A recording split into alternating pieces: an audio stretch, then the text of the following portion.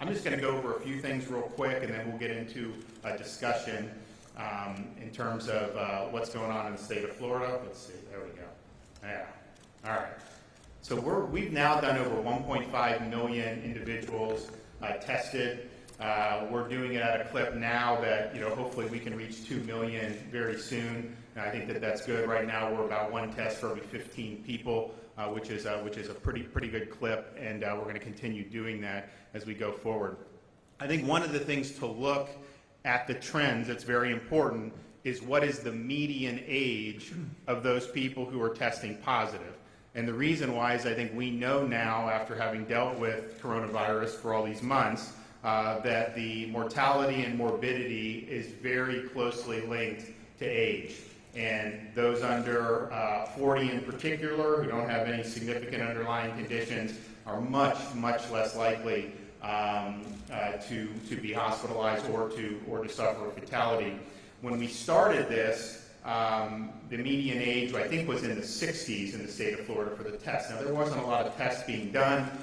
Then it slowly went down to get into the 50s. But then what we've seen over the last couple of weeks is really a dramatic decline of that median age, so that as of yesterday, or last week, the median age of all the positive tests in the state of Florida was 37. And I can tell you, with the cases we're seeing today, or this week, which have been increased cases, that median age is plunging even further. So for the results that came out today for 6/18, the median age of positive tests is this in the following counties.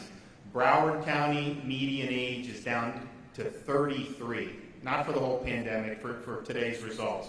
Duval today, median age of 30. Hillsborough, median age of 31. Seminole, median age of 26. Orange County, median age of 29. Dade County, median age of 41. And Palm Beach, median age of 40. So that is a very consistent trend. I'll talk a little bit more about what we're seeing in those numbers. So there we are for this. It's going to continue to go down based on what we've seen over the last several days. Huge numbers of people, particularly in that 20 to 30 cohort, who are testing, but then testing positive. 62% of all new cases in Florida for the week of June 7th are under the age of 45. Again, from what we're seeing, I think that percentage is going to increase once we get this week's results in. That is a big change from where we were, say, at the end of March and the beginning of April. It was skewing much older at that time.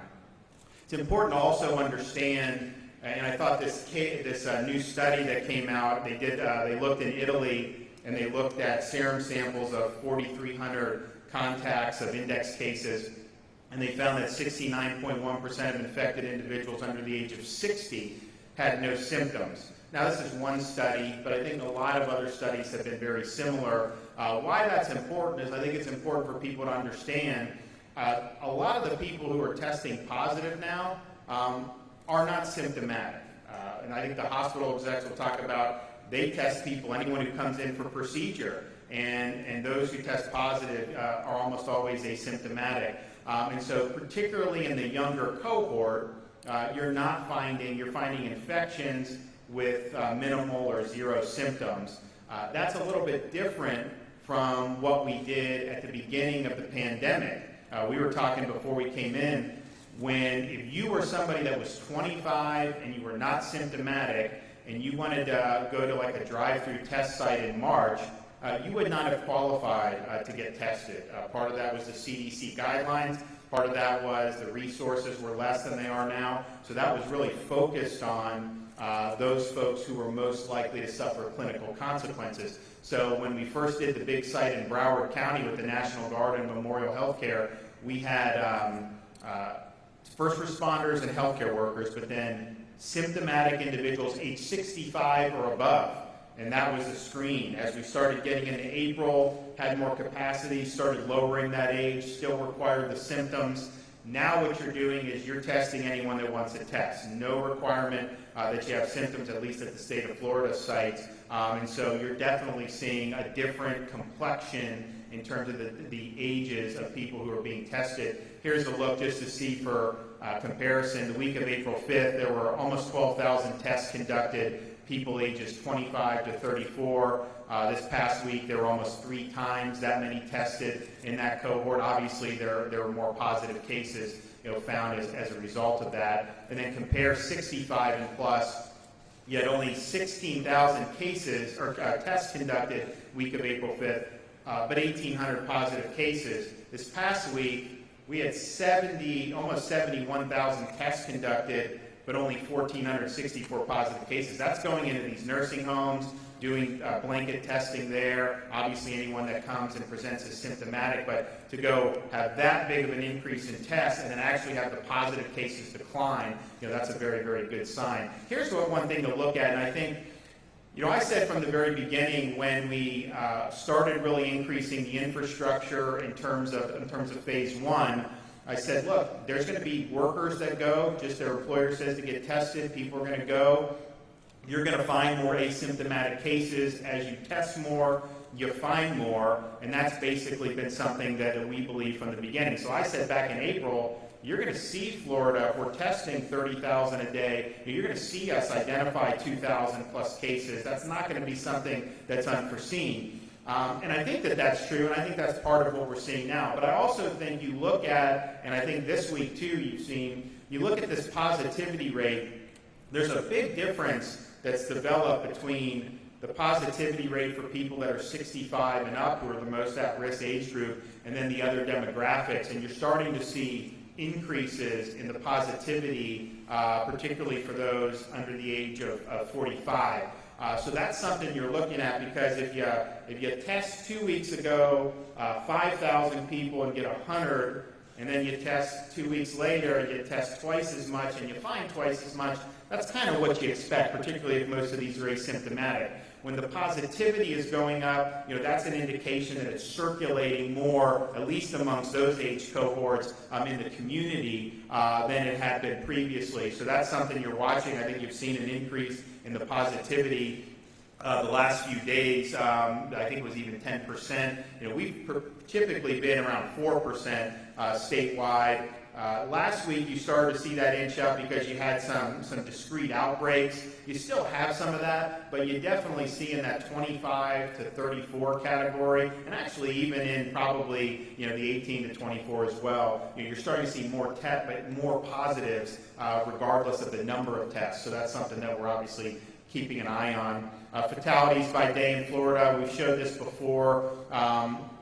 We've not had anybody COVID-related under the age of 18 or under, which again shows the age stratification with how this disease does. And we have 86% of all the fatalities in Florida have occurred in age 65. I guess that got cut off at the bottom, in age 65 and plus cohort. And we have had more fatalities age 90 and above than age 65 and under. So it's a very clear stratification in terms of the consequences. And so because of that, we've really worked hard with the long-term care facilities. We've now completed, either tested or offered a test to every resident in the state of Florida, as well as staff. We are happy to have done that, and I'll go through some of the results of that in a minute. But we also understand you can test somebody one day, they can come back negative. It doesn't mean that they can't acquire the virus later. So we've issued this emergency rule requiring testing at least every 2 weeks of all staff in long-term care facilities in the state of Florida. And that will help us prevent the introduction of the virus into these facilities. Many of them have done a good job of that, but when you have asymptomatic spread, you need to continue to do that. We also have dedicated nursing facilities that are in use. We're going to have one in Miami-Dade very soon. So these are COVID-only nursing facilities. If you look at the hospitalizations, we'll go through the general numbers, but on any given day, because we require nursing facilities to transfer patients to areas they can be isolated if they're COVID positive, and many of these facilities just can't isolate. So if you don't isolate, it spreads, and that's obviously the most high-risk community. So this gives the opportunity to transfer a COVID-positive resident of a long-term care facility to COVID positive areas if that person does not need to be hospitalized, medically stable but COVID positive. And there are actually a number of these seniors who are up in years, and they're even asymptomatic, or some have minimal symptoms.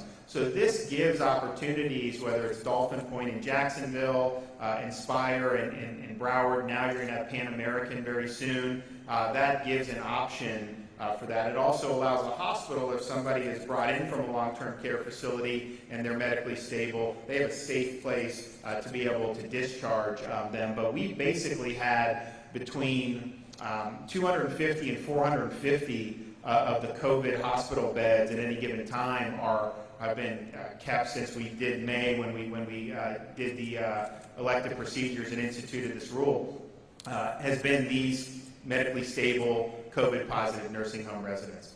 If you look also at the fatalities broken out by long-term care residents versus the general public, you've seen really since probably towards the end of April that these long-term care deaths have represented the vast bulk of the COVID-related fatalities in the state of Florida. I mean, we've got close to 5 million seniors in the state of Florida, and yet the majority of the fatalities aren't from the senior population as a whole, really from that cohort, that very high-risk cohort.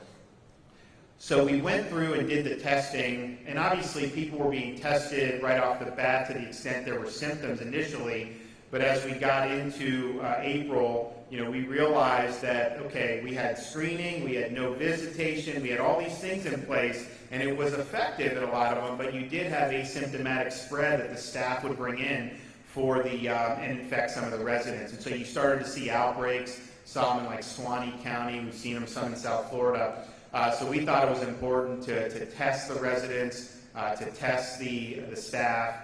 And so we've gone through with the strike teams, private contractors, all these different things, and done this. And right now we have about 80% of the more than 4,000 long-term care facilities in the state of Florida have never had a single COVID positive case. We've had 933 that have had one or more, but I believe the majority of those that have had one or more have had fewer than 5.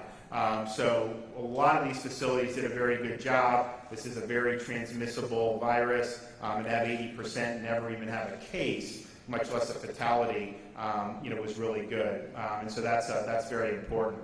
And you see also one trend that we've noticed, we are seeing decline in cases in long-term care facilities. We're seeing fewer outbreaks. I mean, there was a time in April, May, it seemed like, every other day there'd be some type of outbreak. You still have some cases, obviously, but there has been a decline, which is a good thing, and those are the patients that are going to have the highest acuity. They're going to be most likely to be hospitalized if you do have an outbreak.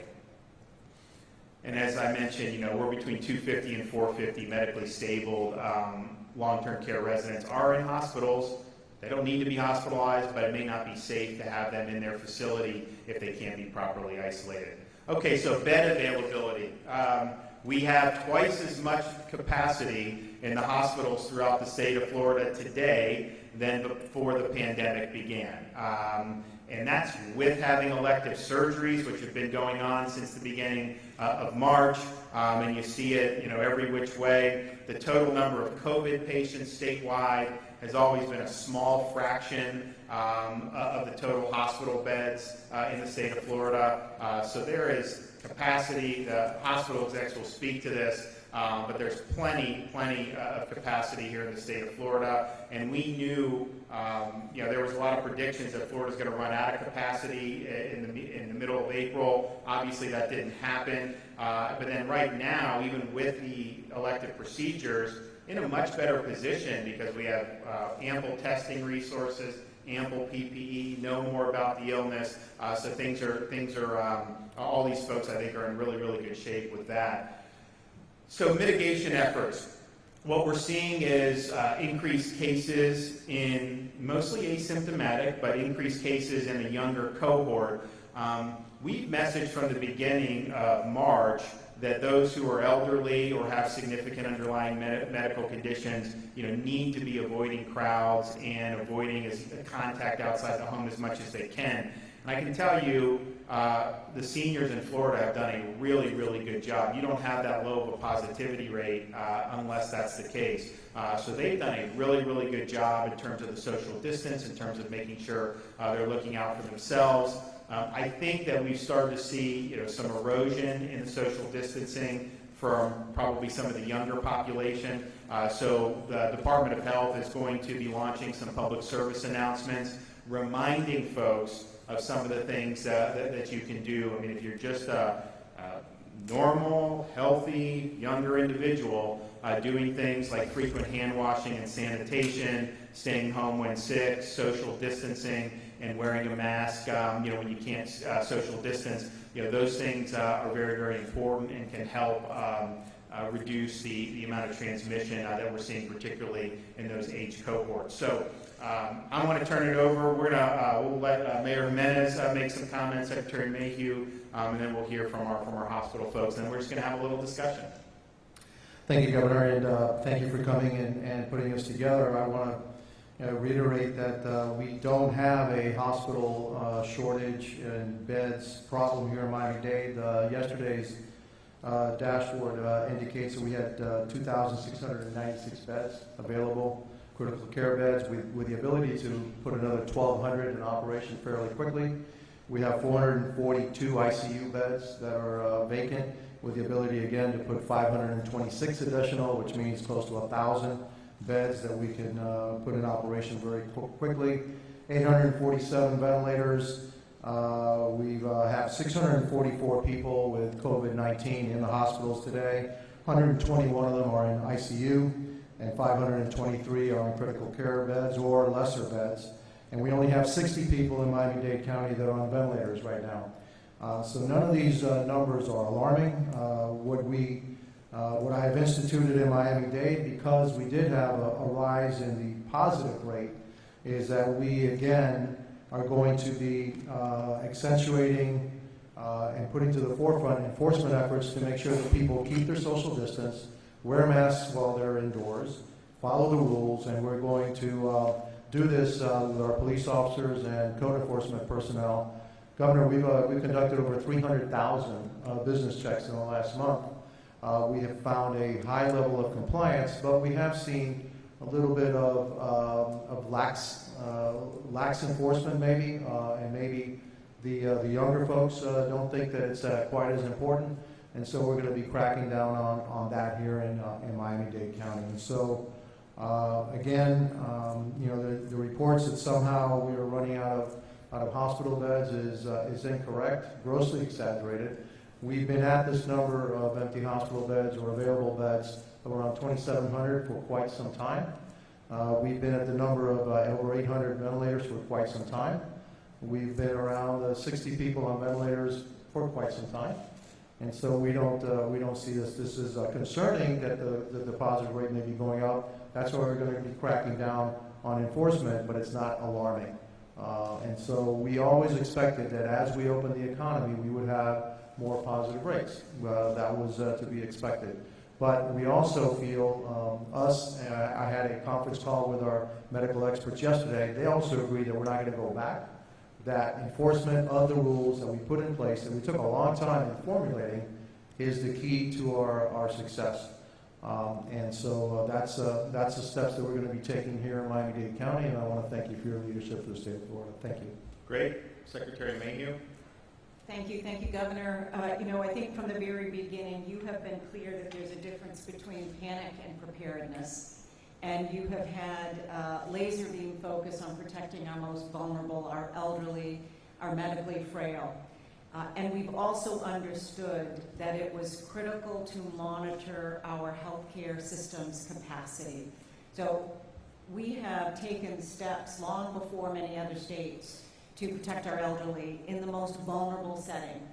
We have nursing homes here in Florida and certainly in Miami-Dade and Broward, facilities that are 40, 50-year-old buildings. They are maxed in their occupancy, awfully difficult to isolate in those buildings when you have memory care units. And so we have worked to establish these dedicated facilities. We've never had false expectations about the ability of some of our long-term care facilities to be able to isolate. That allowed us to take swift action early on to move individuals, to work cooperatively with hospitals to protect our elderly.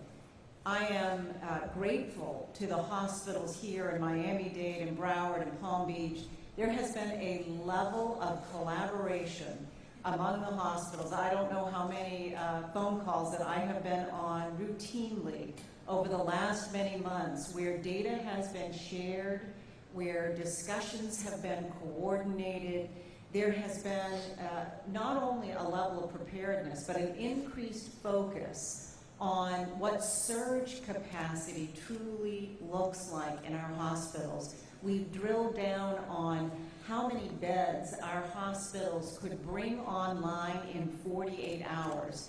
So we focus on the beds that are staffed currently, but what we know is that our hospitals have an incredible ability to rapidly increase their capacity, and that is often overlooked by the media as they focus in on current capacity. So really, really impressed. You know as well that we mandated that hospitals test every single individual who is scheduled to be discharged and placed in a long-term care facility.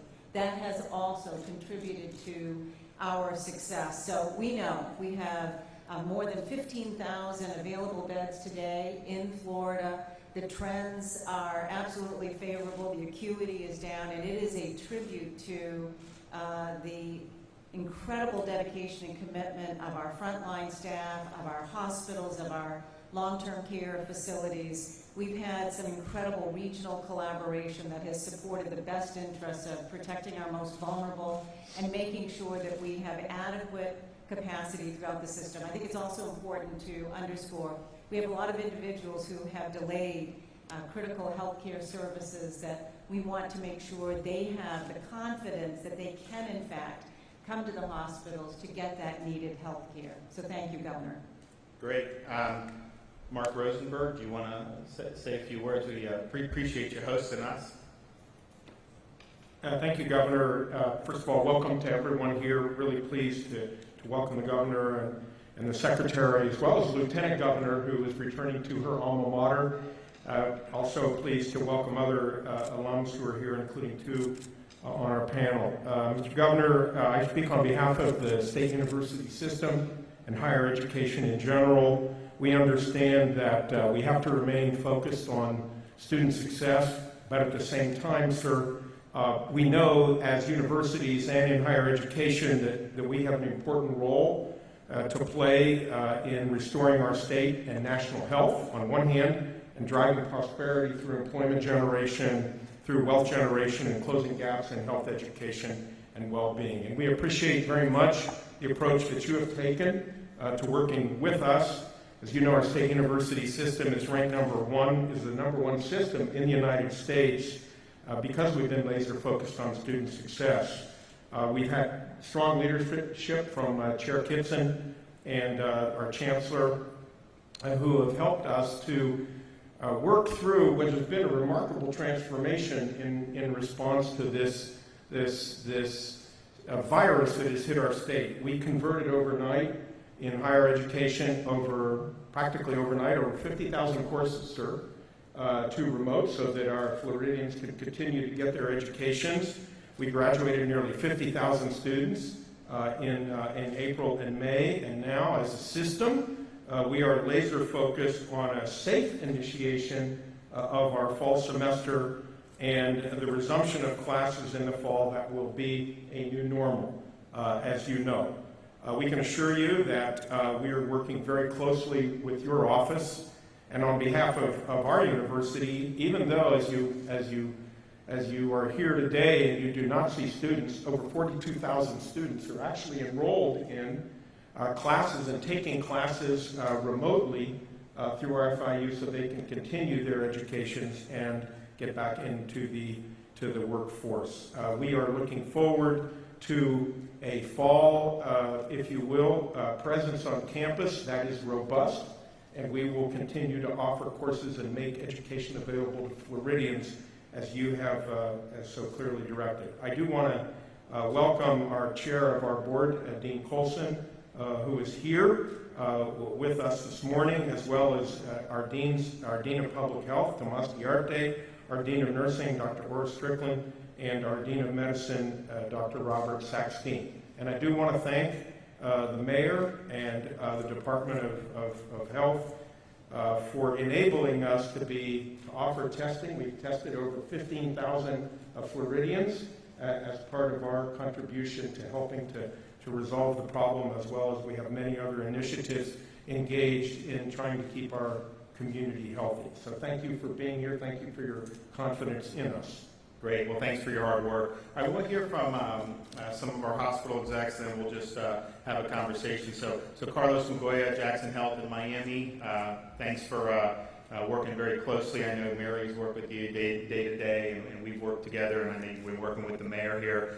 So you guys got a very big county, a lot of stuff going on, but you guys have done a great job, so the floor is yours. Thank you, Governor. As Secretary Mayhew stated, we have been having a lot of communication, coordinating between all the South Florida hospitals in Dade, Broward, and Palm Beach, where we've been sharing information since mid-March as to what's going on, everything from potential surges that we didn't have, but all that work has been done. So basically, at this point in time, we've been more than prepared from that standpoint. We've also been working together on the reopening and even done advertising as jointly as hospitals, which is something you've never heard of because it's always the competition that we've had among hospitals. I can tell you that, and the mayor already talked about the Miami-Dade availability. I will tell you specifically as it relates to Jackson, that today we have 150 COVID patients, of which 45 of them are in intensive care beds. I will tell you that both in the med surg as well as the intensive care, if we were to double that number, we would still have additional beds available today. For anyone to look at our total ICU beds and figure out what percentage, it's not a proper number. Why? We have the largest transplant program in the country. We have a huge neurosurgery team. So there's an awful lot of complex things in a tertiary quaternary hospital like Jackson Memorial that really is not fair to look at Jackson Memorial or our system on a percentage basis. So we're more than prepared to do that. And frankly, in part of the conversations what we had, and our partners here at Maggie and Radio have been a part of those conversations. We feel very comfortable that we're ready to prepare to do anything that we can to continue in the environment. And with that, I think I'd pass it on to Ray. Yeah. So we got Aurelio Fernandez, CEO of Memorial Healthcare System. They've been great working directly with my office when everyone wanted to get tested, and obviously it was tough getting those kits in February, early March, and then finally we got the National Guard there and we set up a drive-through test site.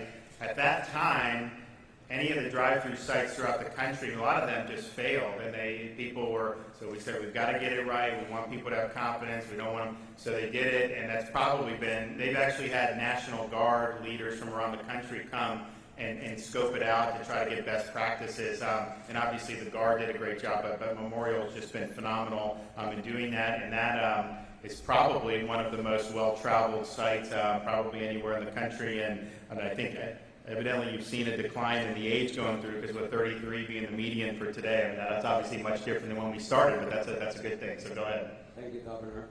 And one of the things I like to say is that today we're much smarter than we were back in March and April. We've been able to retrofit our hospitals to rapidly convert some of our patients' room to a negative pressure, which means we can utilize in the event that we have positive COVID.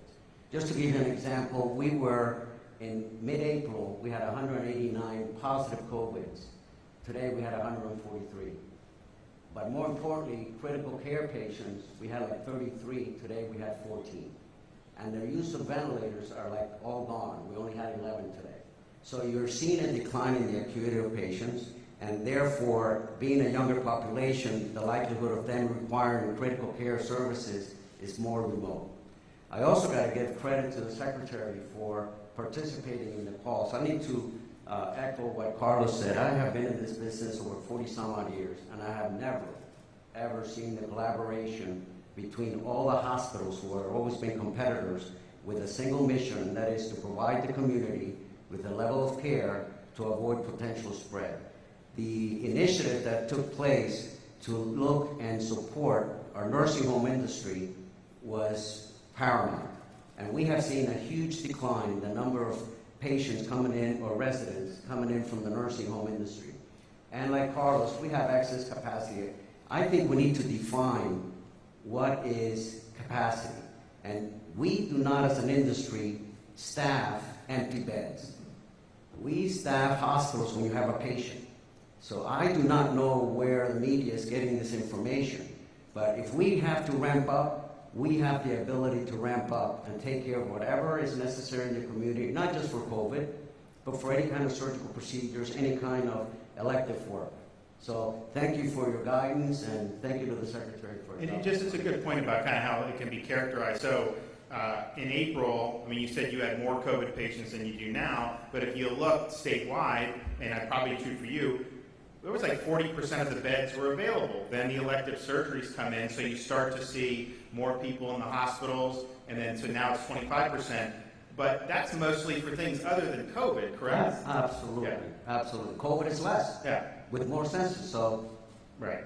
Okay, well, good. Well, thanks for all your hard work. And Maggie Gill, Palm Beach Tenet Healthcare, thanks so much for coming, and the floor is yours. Well, thank you, Governor, and thank you for inviting me here today. And thank you, Secretary Mayhew, for your partnership and for providing the update on the data, because I think that it's a very important framing as we talk about why we're here today. My message is the same as my colleagues, that we're safe, we have capacity, we have resources, and all of 5 of my hospitals have the ability to take care of COVID and non-COVID patients in a situation that is completely manageable.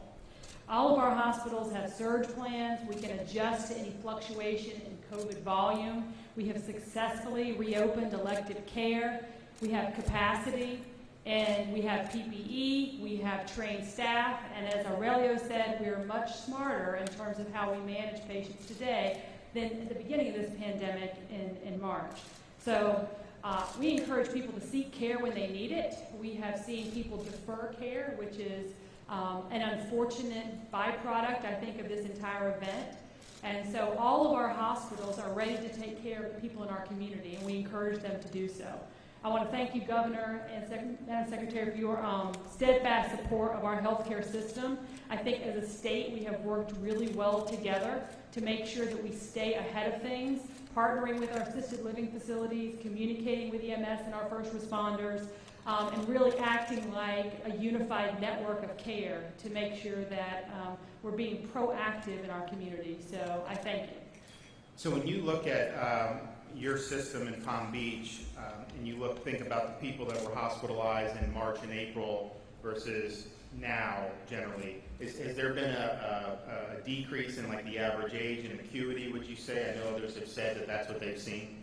Our trend would reflect the data that you show in our 5 hospitals, where it's the average age is lower, the ICU utilization is less. We're testing more people, and so we're getting more results, and that is better for everyone because we can better determine how to prevent the spread. But certainly, it's a different situation than it was back in March. And that's reflected statewide. I mean, we have had way more people in the ICU in April statewide than we do now statewide. Can you talk about my wife and I had a baby at the end of March, went in, just kind of, there was obviously people were limited, but she wasn't tested for COVID at that time, obviously. Well, now we have more testing resources. So hospitals, if someone's going in for a procedure other than COVID, are you testing everybody who goes into the hospital for those types of procedures? We are. So if you're a delivering mom, we're going to test you. If you're coming in for an elective procedure, we're going to test you. If you have any respiratory symptoms or become symptomatic while you're in the hospital, we're going to test you. So our testing capacity is much broader than it was. And so your OB example is a perfect one. Because today when we test people, sometimes we get moms who are asymptomatic but test positive. Those are in our numbers, and we care for them, with the appropriate staff and appropriate PPE. But that allows us, that is just additional information and additional testing data points that we did not have at the beginning of the pandemic. So when folks are coming in, whether it's to give birth or other things, and they're tested for COVID, they test positive, are they generally just asymptomatic carriers? It really depends. We have patients who are hospitalized who are symptomatic for sure. We have some that are asymptomatic, and we have some that are awaiting discharge. So it's a mix. The majority of our patients are still, ill, but it's at a lesser acuity than it was at the peak of the pandemic. But what about just the people who come in to test for electives? If they test positive, obviously they didn't think they had COVID Right. before. Do they tend to be the asymptomatic folks, or does that run the gamut? It's a really low percentage that test positive, and we give them all of the proper advice to self-quarantine and to take care of themselves in that manner, but it's a relatively low number of people who are coming in for elective care who are testing positive. But to that point, if they're testing positive and coming in for elective surgeries, they're not being admitted if they're asymptomatic. They're sent home and waiting until afterwards before they come back in for an elective surgery. Obviously, if you're an expecting mother, you're going to have a baby, we can't just send you home. So how do you do that? Do you take them to a COVID section, or do you just have a negative pressure room? So what we do with the expecting mothers, if they're positive, they're definitely isolated. And to that point, by the way, as of a week ago, I haven't seen the numbers recently, we've had 10 different positive tested mothers who had their babies, and their babies were all negative. So it's another issue, which is important, that just because the mother is positive doesn't mean the baby is positive in this particular case. But we did, in every one of us, we isolate all the patients, whether it's in a negative pressure room or they happen to be in a completely different wing, they're completely isolated from everywhere else. And because the percentage is so low, 10% of our beds are COVID positive, so obviously 90% of our hospital is perfectly safe, and that's the case with just about every one of our hospitals. That we make sure that those people are isolated, and people are coming in for elective surgeries don't even see a patient that's COVID positive. Really, have you seen a difference in Broward in terms of the age or acuity of the patients who are being admitted to the hospital now compared to maybe March or April? Well, absolutely, and I think it's reflective of the number of ICU patients, critical care patients that we had back in April, and it just happens to peak in mid-April, as you referred to in the whole state, to today. To only have 14 patients with only 11 ventilators is way improvement over prior, and I believe that's a reflection of the age that is being seen at the hospital. Are you guys using, I know we work with HHS for the remdesivir, are the physicians using the remdesivir, and how's that worked out? So we've been working, we're working directly with your people in coordination with remdesivir as to when the right protocols. And typically it's been for patients that are on ICUs at a certain level, and we've definitely seen a positive reaction to that. That's one of the only ones that we can really say, there's been a lot of speculation, a lot of different medicines that we really don't know. It's too soon to rate, but in remdesivir, we've actually seen a very positive return on those patients that are in ICUs that have been getting remdesivir. We've also seen positive results in plasma transfusion. We have done over 96 since March, and I do believe that has helped. There is no real cure right now, but what we've learned, for example, we are using high-flow nasal cannulars instead of ventilators, and we're processing five times the amount of oxygen to the body, where back in March we were not using it. We were dependent on ventilators. So we are much smarter today. We're really elevated the level of care, and the intensivists that are in our units 24/7 also helps in our ability to care for those patients. We've had over 790 some odd patients that have gone home when they were COVID positive. Aurelio's point is a very good one. We learned, not just we in South Florida, but everyone learned from what happened early on in New York City with the ventilators. And our research team from the University of Miami in our critical care started moving the protocols for ventilators much later in the intensive care unit. By doing that, we actually came up with much better outcomes. So our outcomes right now for patients coming into the ICU are much higher than what you've seen anywhere else in the country, because we've learned over the last few months about the disease and gotten better at it. Are you guys also using the remdesivir? Both Yeah. remdesivir and the plasma therapy, and I would echo the comments of my colleagues to say that both have had positive results for our patients who are in the ICU. Are you guys going to use that steroid that's been talked about now? I know that there was some type of study that came out. You know what I'm talking about, right? Sure. And that's been used. The steroid is available everywhere. We have not tracked as to compare the clinical trials in England as what we're having here, but it has been used. It's been in the formulary for years.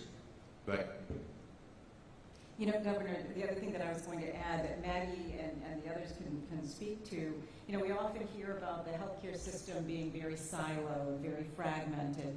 And what I have been so impressed with has been the outreach from the hospitals to the nursing homes and the assisted living facilities to share best practices around infection control. And Maggie, I know that you've been really aggressive in supporting that effort in Palm Beach. Could you speak to some of the specific work that you've done?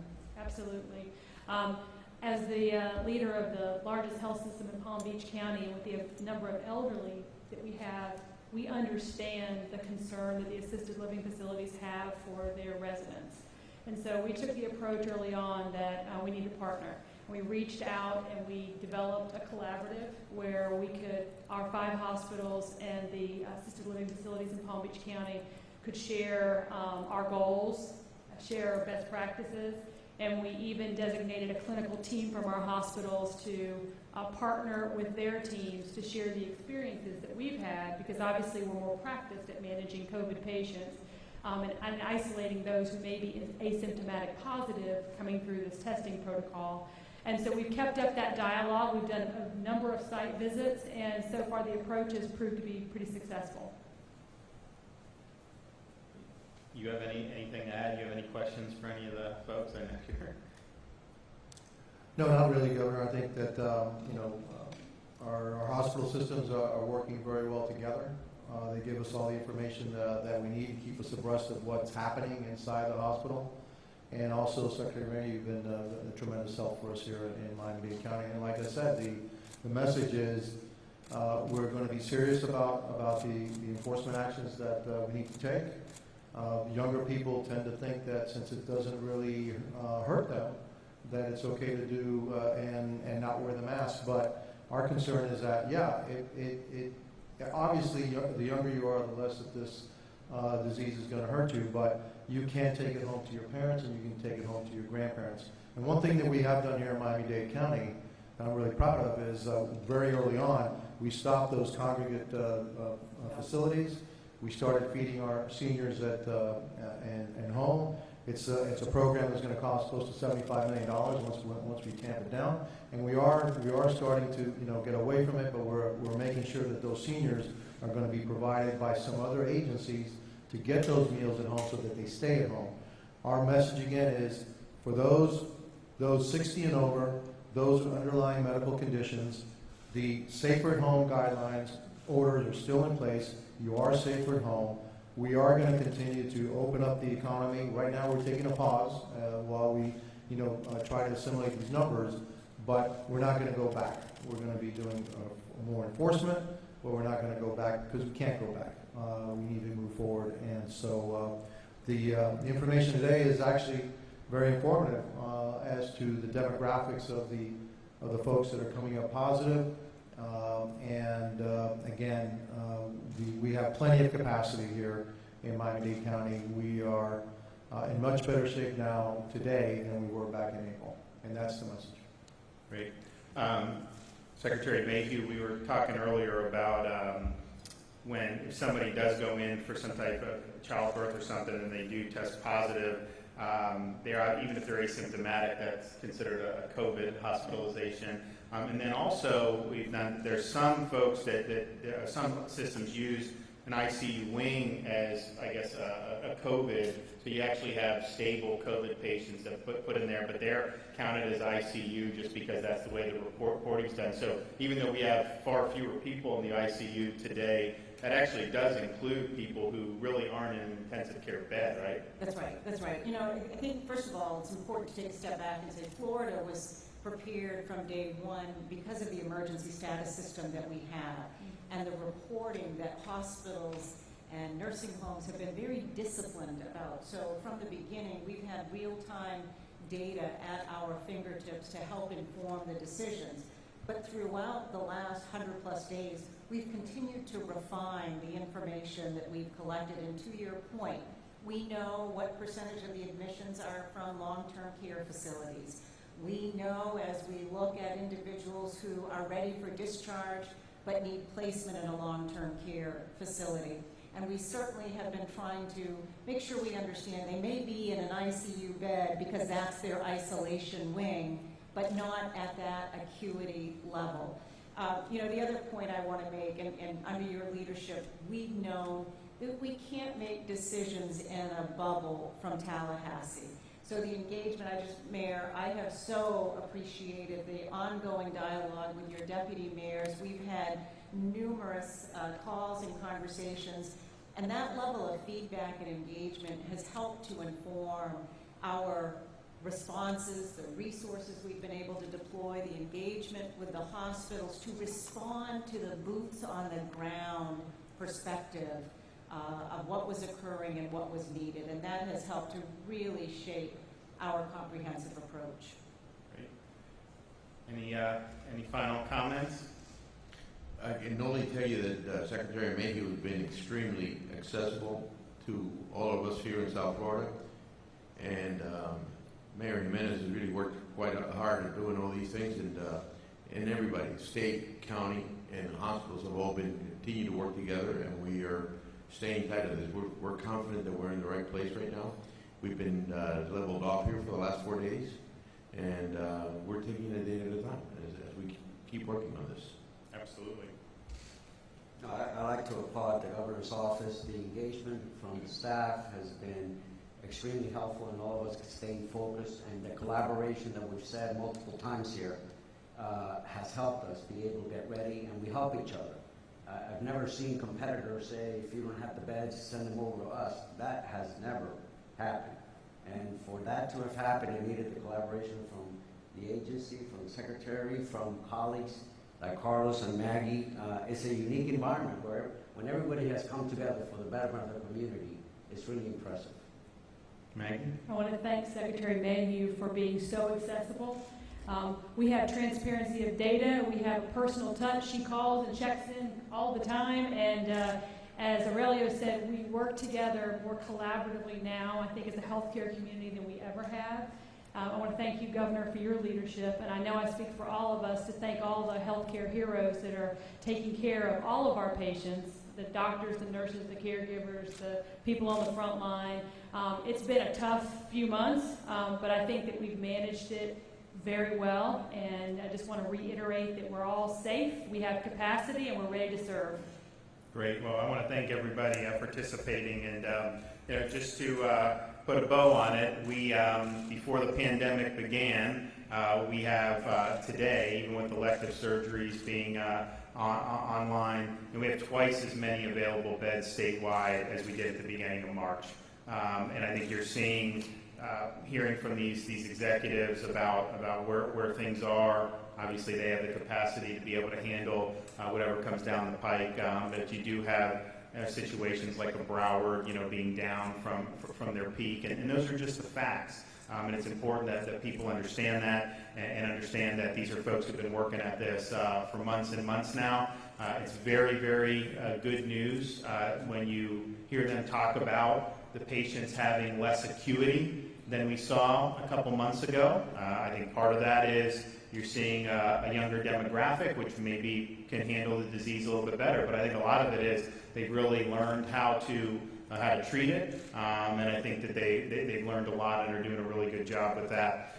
You know, we put in a really robust testing infrastructure Part of the reason we wanted to do that was because we knew as people were getting back to work, businesses were going to want their employees to be tested, and I think you're seeing that now in terms of with the demographics that we're looking at. And understand like a new case is just a positive test. It doesn't mean someone's sick, and in many cases, when you have it this low number of people, in terms of the age, a lot of them don't have symptoms, and there's a lot of them are not going to present any type of clinical consequence in terms of our healthcare system. But you are unmistakably seeing a lot of cases skew much younger. Now, in terms of clinical consequences, I've said before, if you have 1,000 cases under the age of 30, chances are there'll be less clinical consequences than if you had 100 cases from long-term care facilities. That's just the way this virus works. So the number of cases is not something that is necessarily going to tell you what the burden of the disease is. And to see these ages this week continue to trend down, is showing that there are younger people going out to get tested, which we wanted to see, and you have cases. When you identify these cases, you're able to trace contacts and isolate people, and that's been done. Dade has done it. It's been done. I know they've been able to isolate the Homestead outbreak to one of the, there was a certain neighborhood, and so they were able to get people in there, test everybody. So having the ability to test allows you to identify way more cases than we would have been able to do previously. I mean, if someone had presented with symptoms and tested positive, say in the second or the third week of March, there would have been contact tracing, but they would have gone to the contacts and said, okay, you've been exposed, self-isolate, and then if you develop symptoms, let us know. They would not have just tested everybody because there just wasn't enough capacity to do that. So you have a lot of folks who are being tested who are asymptomatic. Now, one of the things I think we're going to have to work with is, yes, it's skewing younger, but these younger people are testing positive, at a higher rate. And so that's something that we're going to have to deal with in terms of some of the things that Mayor Jimenez mentioned. We're going to be doing, the Department of Health going to be doing public service announcements about the social distance, about the hygiene, about the, wearing the mask when you get close to people, things like that. And hopefully that will be something, that will register. But we have seen the trend down in terms of the age. We have seen a trend up, particularly in that age group, with the positivity. And yes, it's a low-risk group, but if you continue to see cases there, the idea that you can just totally segregate the elderly from that infinitum, I mean, eventually, that's gonna spread. So we want to really work on that, particularly with those demographics. But bottom line is, twice as many hospital beds available today than before the pandemic began. We are down on ICU hospitalizations significantly since April. And I think the folks that are going into the hospital now, fortunately, are skewing younger with less acuity. And obviously we want to keep as many people out as we can, but those are folks that have, that have very good odds to have a successful recovery. So thanks everyone for being here. We'll take a few questions, and I'm going to head on back to Tally. I have a question. I know that you said the Department of Health is going to be putting out some public service announcements about social distancing, things like that. There are certain counties and municipalities that are putting out mask requirements. Is that something statewide that? So we are not preempting any of that. I mean, I've told the mayor here, you got to take the decisions that you think are going to work well in Dade, and we've encouraged him to do that. We've put them on basically their own trajectory. And likewise, you have some of these other municipalities, that they want to do that. Look, at the end of the day, we put out an advisory at the beginning of May recommending per CDC that you could wear a mask when you can't social distance or when you're in a face-to-face type business. When they do go that, and they have every right to do that, they're then responsible for the enforcement of that. And our view has been to attach criminal penalties would not necessarily be the right thing to do. Yes, sir. Governor, you're facing the sign or to veto parts of the budget. This last legislative session, the Medicaid rates for nursing homes, ALFs, went up. Are those on the table to possibly be vetoed or reduced? Well, it's a good question. The question's about the budget, what would be on the table. I mean, look, I mean, you guys all know the budget was laid on the desk, I think about a week, or not even maybe less than a week before the 15 days to stop the spread. So you had a huge sea change, because even though we knew we were dealing with coronavirus in January, monitoring it, testing people, monitoring people in February, you were as the second week of February, and some of the folks in Washington were saying, no, you're fine to go about your life, just take precautions. And so that's what the legislature was doing when they were going through that, and I think that was reflective of similar conditions than when I did my governor's budget. Now, obviously, it's changed, and I think we saw, we did gain jobs in May, which is a good start, but we've got a lot more to do. So I'd say, everything's on the table. I'm not going to sit there and say I already know I'm going to veto things in my budget. I've already made that determination, and there's going to be things that I veto that really, some of the things that were things that I thought were good for the governor's office. But I also understand, those are the front lines of what we're dealing with here. And so I can't guarantee anyone anything, but I'm sensitive to the burden that they're facing, because they have the most at-risk population for COVID by far. And if you look now nationally, it's going to, if you do the numbers honestly, so in Florida, any resident of a long-term care facility who has a COVID-related fatality, whether they've died in the facility, in hospice, in the hospital, counts in terms of that. And obviously, we've worked hard to reduce that as much as we can. Some states only count it if they die in the long-term care facility. Well, obviously, if they caught it there and they transfer to the hospital and die, it should count as a long-term resident. So if you do an honest accounting, I think right now, nationally, I know they say in the 40%, but if you do the honest accounting, I think it's well over 50% of the COVID-related fatalities in this country have been in long-term care facilities. And so we got to understand that, and we got to understand that that's something that's significant. I will tell you this, the plan that we're doing by mandating the testing for the folks who work at the long-term care facilities, we're paying for it. We're not expecting them to pay for it. We're footing that bill. It's not necessarily cheap. I mean, fortunately, we have CARES Act money that can be used to do it. But we really believe that constant monitoring of the staff so that they don't bring it into the facility is critical for preventing outbreaks. So we're going to do that. And so I just say that it's a priority. Yes, ma'am.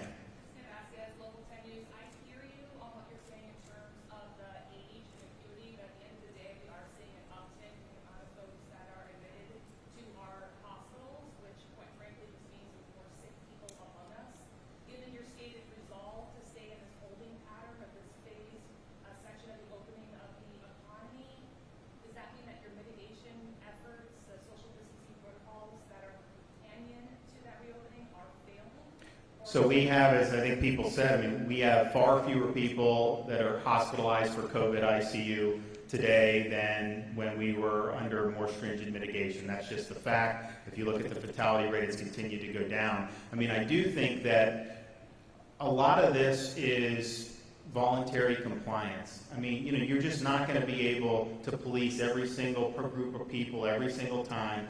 And so I think as you get into this months after month, I think people do get a little tired, particularly in some of the age groups that may not be as at risk. So that's why we want to do the PSAs. That's why we want to continue stressing the message. They went through a 2-week period watching, a lot of people out of doors congregating in massive groups that was on national TV every single day. And I think that probably sent a signal. Some people say, well, okay, well then, I need to be able to get on and start doing some other stuff. So I think that's why you're seeing, or part of the reason, I think why you're seeing some of the positivity go up particularly in that younger age group. I do, though, think some of this is just the fact that you are engaging in mass testing of folks regardless of symptoms. I mean, you saw the study in Italy, almost 70% of the people under 60 didn't have symptoms in their study. So, I mean, think about what would be under 40. I mean, it would probably be even fewer would not have symptoms. So you got a lot of people who are asymptomatic who are being identified. There have been stories in the press about some group was out, someone tested positive, they tested like 10 friends, they all test positive, and none of them actually developed the symptoms. And so that is part of what you're seeing. If we had tested the way we do now in March, you would have seen, a lot more cases, because that was usually limited to people who were already showing symptoms, and that's not the case now. Yes, sir. Two more questions. Kerry Sanders from NBC News. Thank you for taking the time to talk about this and other topics. On the other topics issue, why do you oppose allowing felons to get their voting rights restored once they have completed their sentences? Well, it's not a question whether I oppose it. The voters of Florida passed an amendment, right? And the Supreme Court of Florida said that they had to complete all the terms of their sentence. And so that's kind of the issue. Do you have to complete the terms of the sentence if you were robbed and someone's convicted of taking, $3,000 out of your house and they were ordered to pay you $3,000 of restitution and they didn't do it? Did they complete the sentence? And so those are the things that are being litigated. But we said, well, I signed the bill to implement that amendment. And so that's going to be litigated. But let's understand that the Supreme Court has identified what it meant.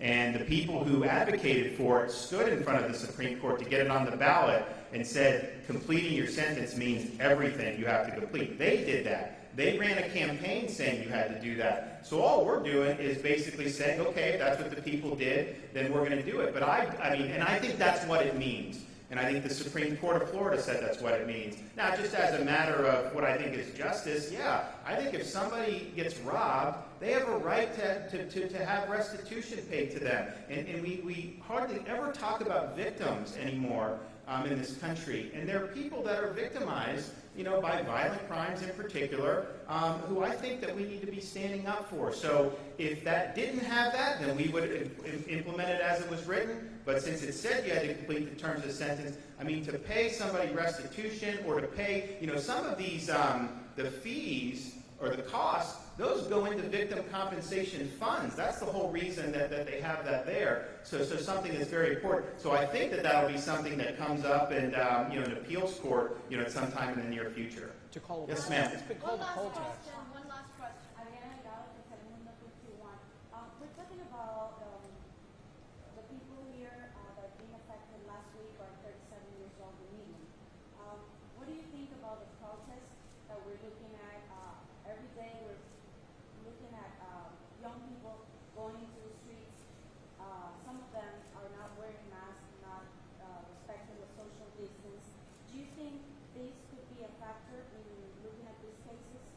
So I don't think, I certainly have not had my Department of Health substantiate that the protests are driving the figures with the younger people. Obviously, there's a correlation there, but I wouldn't want to say that until you actually had the evidence. But as I said earlier, I do think when people see that, and let's just be clear, nothing personal against anyone here, we had months in this country where if someone walked on the beach, they were shamed on social media and by people in the news media. Not so, even though a lot of them were social distant. California beaches, Florida beaches, all these other things. And then when the protests happen, you have massive demonstrations of people. Some of these were 20, 25,000 people in California, obviously this other stuff. And all of a sudden, the social distancing took a backseat to social justice. And so the thing is, from a public health perspective, you may think that protest is the most important thing you could do as a citizen. I respect that. But understand, from a virus perspective, gathering with 5,000 people to protest something that's important to you is no different than gathering with 5,000 people to do something else that may not be considered as significant. And so I think there was a lot of mixed messages that came out, particularly from a lot of public health officials, where they basically said, we support this type of protest, but not if you do something else. And here's the thing. I think the people of Florida in particular, they want to do the right thing, but they don't want to have their change earned.